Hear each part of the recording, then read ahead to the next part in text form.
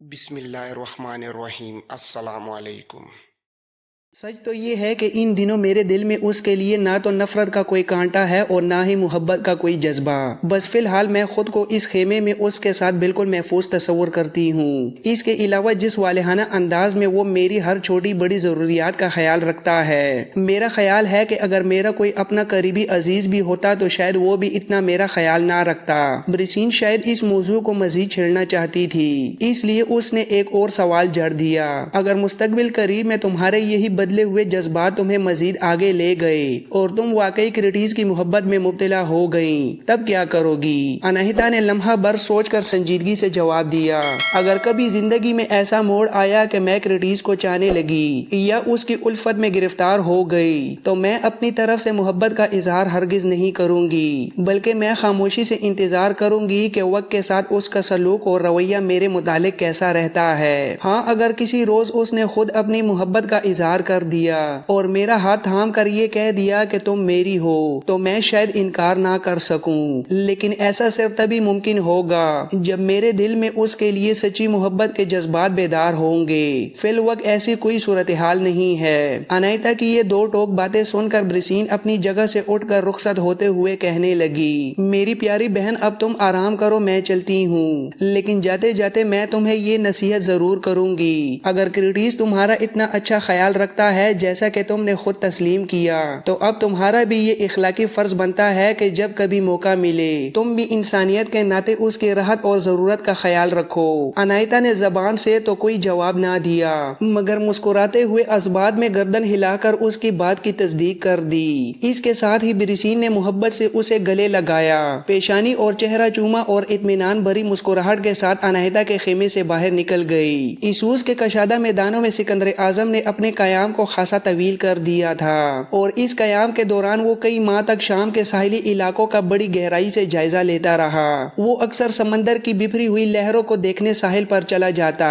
کیونکہ وہ اس حقیقت سے بخوبی واقف تھا کہ اس وقت اس کے پاس سمندر کی بے رحم موجوں پر سوار ہونے کا کوئی متبادل ذریعہ یا طاقتور بحری بیڑا موجود نہیں تھا۔ وہ ساحل کے کنارے کھڑے ہو کر گھنٹوں ان ماہی گیروں کی تگ و دو کو دیکھتا جو جال پھینک کر مچھلیاں پکڑنے میں مگن رہتے اور ان تجارتی جہازوں اور مال بردار کشتیوں کو حسرت بری نظروں سے تکتا جو سمندر کے سینے پر تیرتے ہوئے ساحل سے ایک محفوظ فاصلہ برقرار رکھ کر آگے گزر جاتے تھے۔ اس کی وجہ یہ تھی کہ ساحل کی تمام اہم بندرگاہوں پر اب سکندر کا مضبوط قبضہ ہو چکا تھا اور شام کی ساری ساحلی پٹی اب اس کی ملکیت قرار دی جا چکی تھی۔ سکندر اکثر اپنے فوجی پڑاؤ سے باہر نکل کر شمال کی جانب ان فلک بوز اور برف پور پہاڑوں کا مشاہدہ کرتا جن کی چوٹیوں سے شفاف ندیاں نکل کر شور مچاتی ہوئیں جنوب کی طرف بہتی تھیں اور پھر مختلف مقامات پر بحر روم کے نیلے پانیوں سے گلے مل جاتی تھیں۔ اس نے یہ بھی غور کیا کہ شام کے ساحل کے ساتھ ساتھ ایک انتہائی وسیع اور اہم شاہراہ گزرتی تھی جہاں دن رات اونٹوں، خچروں اور بیل گاڑیوں کے قافلوں کی آمد و رفت لگی رہتی تھی۔ سردی کے اس ٹھٹرتے موسم میں سکندر نے بہت سے ایسے قافلے بھی دیکھے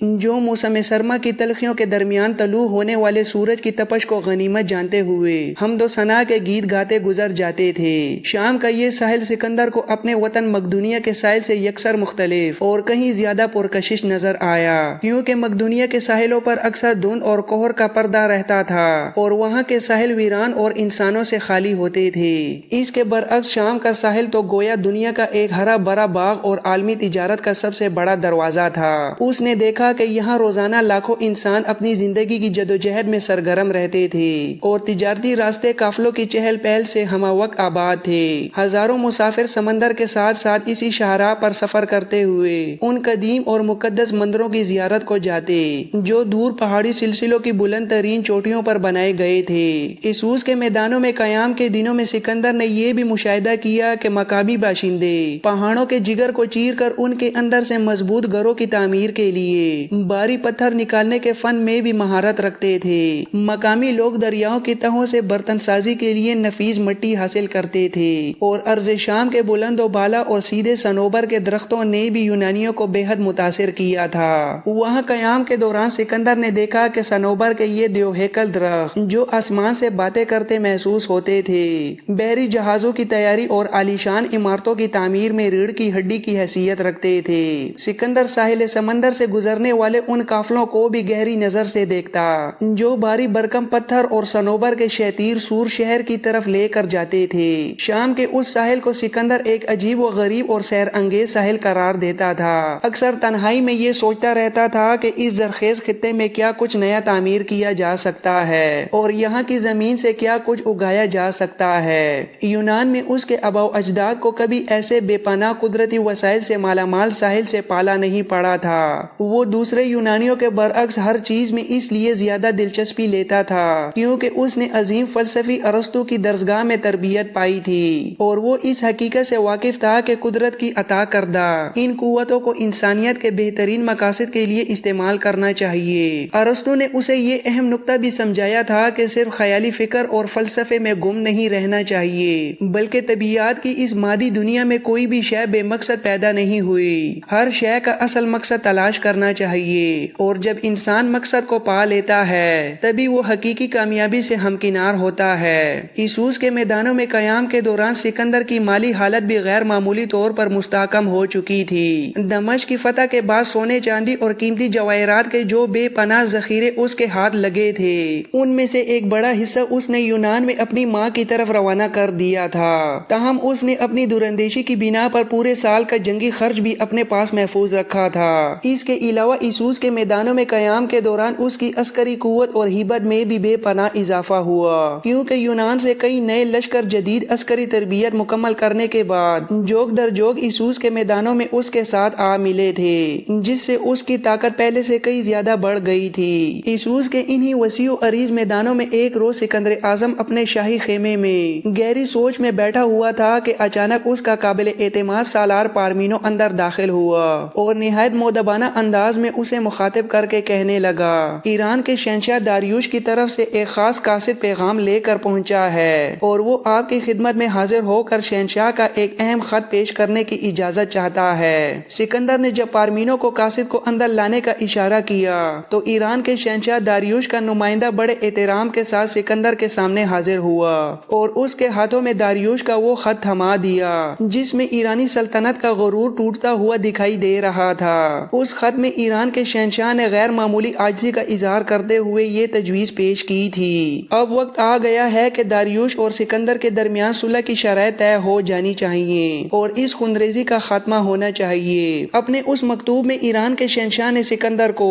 یہ باور کرانے کی بھی کوشش کی تھی کہ جنگ و جدل کی وجہ سے ایشیائی ممالک اور ان کی عوام کو مزید نقصان نہیں پہنچنا چاہیے، لہٰذا انسانیت کے ناطے آپ کو اس مصلحت پر آمادہ ہو جانا چاہیے اور میرے خاندان کے معزز خواتین جو آپ کی قید میں ہیں انہیں بحفاظت واپس بھیج دینا چاہیے۔ اس نازک موقع پر داریوش کے اس قاصد نے بھی انتہائی نرم سفارتی رویہ اختیار کیا اور سکندر کو صلح کی میز پر لانے کے لیے اپنے الفاظ اور منطق کا کوئی بھی تیر باقی نہ چھوڑا۔ داریوش کا خط پڑھنے کے بعد سکندر نے اس کے قاصد کو تو رخصت کر دیا مگر کئی روز تک اس خط کے ایک ایک لفظ پر گہرا غور و خوض کرتا رہا۔ اس نے اپنے تجربہ کار سالاروں کو بلا کر ان سے بھی مشورہ کیا اور پھر اپنے چند انتہائی مستعد قاصد تیار کیے جنہیں ایران کے شہنشاہ داریوش کی طرف روانہ کرنا تھا۔ سکندر نے داریوش کے نام ایک نہایت سخت اور لرزہ خیز خط تحریر کر کے قاصدوں کے حوالے کیا۔ اس خط کا مضمون کچھ اس طرح تھا، میں تمام یونانیوں کا سپہ سالار اعظم ہوں اور مجھے اس سرزمین پر قدم رکھنے کے لیے اس لیے مجبور ہونا پڑا کہ تیرے کارندوں نے میرے باپ کو قتل کرنے کی ناپاک سازش رچی اور میرے قریبی دوستوں کو بھاری رشوتیں دے کر میرے خلاف اکسایا۔ تم نے ہی یونان کی ریاست سپارٹا کو کثیر رقوم دے کر میرے خلاف عداوت کی آگ بھڑکائی اور ہماری اس متحدہ یونان کی جمعیت میں انتشار پیدا کرنے کی ہر ممکن کوشش کی جسے ہم نے بڑی محنت سے قائم کیا تھا۔ سکندر نے اپنے اس خط میں داریوش کو للکارتے ہوئے مزید لکھا، تو اپنے خط میں بڑی معصومیت سے یہ کہتا ہے کہ لڑائی کا فیصلہ خدا کی مرضی کے مطابق ہوتا ہے، تو پھر سنو اور اپنے دل پر یہ بات نقش کر لو کہ میں بھی خدا ہی کی مرضی اور اس کے حکم کے مطابق تیرے ان علاقوں پر قابض ہونے کے لیے یہاں پہنچا ہوں۔ میں تیرے ان تمام آدمیوں کی مکمل حفاظت کر رہا ہوں جو اپنی خوشی سے تیری غلامی چھوڑ کر میری پناہ میں چلے آئے ہیں۔ تم انصاف کی بات کرتے ہو جبکہ میرا باپ مارا گیا اور تم نے خود اپنی سرزمین پر اپنے سابقہ بادشاہ ارشیر کو ہلاک کر کے تخت پر قبضہ کیا اور خود بادشاہ بن بیٹھے۔ اس لحاظ سے تم ایک غاصب ہو اور تمہارا یہ فعل ایران کے تمام ملکی قوانین اور ضوابط کے یکسر خلاف ہے۔ اے داریوش، اگر تم میں ہمت ہے تو میرے پاس آؤ اور اپنی ماں، بیوی اور اپنے معصوم بچوں کو مجھ سے مانگ لو۔ میں وعدہ کرتا ہوں کہ تم جو مانگو گے میں وہی دوں گا اور تمہاری مکمل حفاظت کی ذمہ داری بھی اٹھاتا ہوں۔ البتہ تمہیں یہاں آ کر مجھ سے اس طرح سوال کرنا چاہیے اور اس طرح التجا کرنی چاہیے جس طرح کوئی مفتوحہ کسی شہنشاہ سے کرتا ہے، کیونکہ اس وقت پورے ایشیا کا تنہا شہنشاہ صرف میں ہوں۔ داریوش، یاد رکھو کہ اب میں تمہارا ہم اثر یا برابر کا بادشاہ نہیں رہا بلکہ اب میں تمہارا آقا اور حاکم ہوں۔ اگر تم میرے اس بلند منصب کو تسلیم کرتے ہو تو تمہارے حق میں بہتر ہے، لیکن اگر تمہیں یہ قبول نہیں تو پھر ایک اور فیصلہ کن جنگ کر کے دیکھ لو، لیکن اس بار میدان جنگ سے بزدلوں کی طرح بھاگنے کی کوشش ہرگز نہ کرنا، کیونکہ تم زمین کے جس کونے میں بھی چھپنے کی کوشش کرو گے میں تمہارا تعاقب کرتے ہوئے وہیں پہنچ جاؤں گا۔ سفیروں کو یہ لرزہ خیز خط تھما کر روانہ کرتے وقت سکندر نے انہیں بڑی سختی سے یہ ہدایات بھی جاری کر دیں کہ یہ پیغام خاموشی سے داریوش کے حوالے کرنا اور اپنی طرف سے ایک لفظ بھی زبان سے نہ نکالنا۔ اس کا ماننا تھا کہ اگر سفیروں نے اس نازک موقع پر اپنی طرف سے کوئی گفتگو کی تو اس سے داریوش کے دل میں مزید اضطراب اور بے چینی پیدا ہو جائے گی جو شاید مذاکرات کے لہجے کو بگاڑ دے۔ جس وقت سکندر کے یہ سفیر داریوش کی طرف روانہ ہوئے اس وقت سکندر کے نامور سالار جن میں پارمینو، اینٹیگونس اور بطلیموس شامل تھے یہ گمان کر رہے تھے کہ داریوش اب مکمل طور پر ٹوٹ چکا ہوگا اور گھٹنے ٹیکنے پر مجبور ہو جائے گا۔ ان کا خیال تھا کہ ایشیا کا یہ عظیم شہنشاہ چونکہ ایک بار یونانیوں کے سامنے سے انتہائی ذلت آمیز طریقے سے بھاگا ہے اور اپنے جگر کے ٹکڑوں یعنی اپنے اہل و عیال کو بھی دشمن کی قید میں چھوڑ آیا ہے، اس لیے وہ اس وقت شدید ذہنی کرب اور ناقابل برداشت تکلیف میں مبتلا ہوگا۔ لہٰذا ان کے نزدیک یقینی تھا کہ داریوش اپنے خاندان کی واپسی کے بدلے شام کے تمام ساحلی علاقوں سے دستبردار ہو جائے گا اور نہ صرف یونانیوں کی برتری کا اعتراف کرے گا بلکہ سکندر کو ان تمام مشرقی سرزمینوں کا بلا شرکت غیر شہنشاہ بھی تسلیم کر لے گا۔ مگر داریوش نے اپنے کسی بھی عمل سے فی الحال ان توقعات کا اظہار نہیں کیا تھا۔ دوسری طرف سکندر کے اپنے خیالات اپنے سالاروں سے بالکل مختلف اور کہیں زیادہ گہرے تھے۔ اسے اپنے تجربے کی بنیاد پر یہ پختہ یقین تھا کہ داریوش اتنی آسانی سے ہتھیار نہیں ڈالے گا بلکہ وہ ایک بار پھر جنگ کا کٹھن راستہ ہی اختیار کرے گا۔ اسی لیے داریوش کی طرف خط بھجوانے کے بعد سکندر نے مفتوحہ علاقوں کے مقامی لوگوں اور آس پاس کی آبادیوں کے ساتھ مشفقانہ سلوک کرنا شروع کر دیا۔ اس نے کسی پر بھی بھاری ٹیکس یا خراج کا بوجھ نہیں ڈالا بلکہ ان لوگوں کو مکمل آزادی دے دی کہ وہ اپنا نظام حکومت اپنی روایات کے مطابق خود مرتب کر لیں۔ اس کے علاوہ جو لوگ بھی جوش جنون میں اس کے لشکر میں بطور رضاکار بھرتی ہونے کے لیے آتے وہ کھلے دل سے ان کا خیر مقدم کرتا اور انہیں اپنی فوج کا حصہ بنا لیتا تاکہ اس کی عسکری قوت ناقابل تسخیر ہو جائے۔ ادھر جب سکندر کے قاصد وہ خط لے کر داریوش کے دربار میں پہنچے تو داریوش نے اسے لفظ بلفظ پڑھا مگر اس کے چہرے کے تاثرات اتنے ساکت اور گہرے تھے کہ یونانی سفیر اس کے دل کا حال جاننے میں بری طرح ناکام رہے۔ سکندر کا یہ فیصلہ کن خط پڑھنے کے بعد ایران کے شہنشاہ داریوش کے سامنے اب صرف دو ہی راستے باقی بچتے تھے۔ پہلا راستہ یہ تھا کہ وہ اپنی سلطنت کے گوشے گوشے سے نئے جنگجو اکٹھے کرے، ان کی کڑی عسکری تربیت کا انتظام کرے اور ایک ایسا ٹڈی دل لشکر تیار کرے جو یونانیوں کے سیلاب کو روک سکے اور ایک بار پھر قسمت کا فیصلہ میدان جنگ میں کرے۔ اس کے سامنے دوسرا راستہ یہ تھا کہ وہ ہمیشہ کے لیے ارض شام کے ان خوبصورت ساحلی علاقوں سے دستبردار ہو کر اپنی شکست تسلیم کر لے، لیکن داریوش نے اپنے دل میں پہلے ہی راستے کا انتخاب کر لیا تھا۔ اس نے پکا تہیہ کر لیا تھا کہ وہ اپنی بکھری ہوئی طاقت کو دوبارہ استوار کرے گا اور ایک بار پھر یونانیوں سے ٹکرا کر اپنی سلطنت کا کھویا ہوا وقار بحال کرنے کی بھرپور کوشش کرے گا۔ یہی وجہ تھی کہ داریوش نے سکندر کے خط کا کوئی جواب دینا مناسب نہ سمجھا